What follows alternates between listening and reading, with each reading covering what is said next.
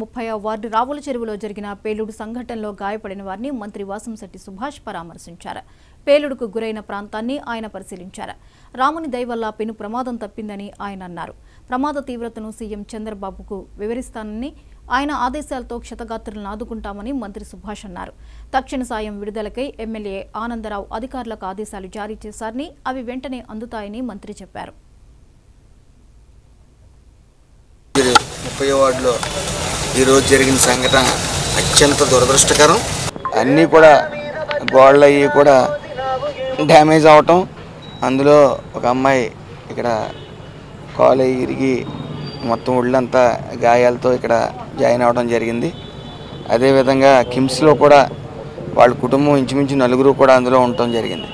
ఏదేమైనప్పటికీ చుట్టుపక్కల అద్దాలు కానీ డోర్స్ కానీ అలాగే గోడలు కానీ మొత్తం అస్తవ్యస్తం అయిపోయి 2 బళ్ళు కూడా దహనం అవటం చూసాం.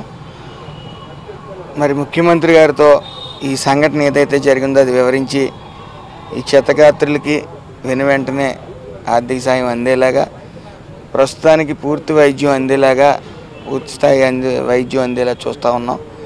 అలాగే విఆర్ఓ గారు ఉదయం వెళ్ళి స్థానిక విఆర్ఓ అక్కడ మొత్తం అంతా డ్యామేజ్ అంతా నోట్ చేసుకోవడం జరిగింది. వెంటనే తక్షణ సాయంగా రేపు ఎమ్మెల్యే గారు నేను కూడా ముఖ్యమంత్రి గారితో మాట్లాడటం జరుగుతుంది. కలెక్టర్ గారు కూడా సమీక్షిస్తూ ఉన్నారు. రేపు ఎట్టి పరిస్థితుల్లో తక్షణ సాయం అందుతుంది.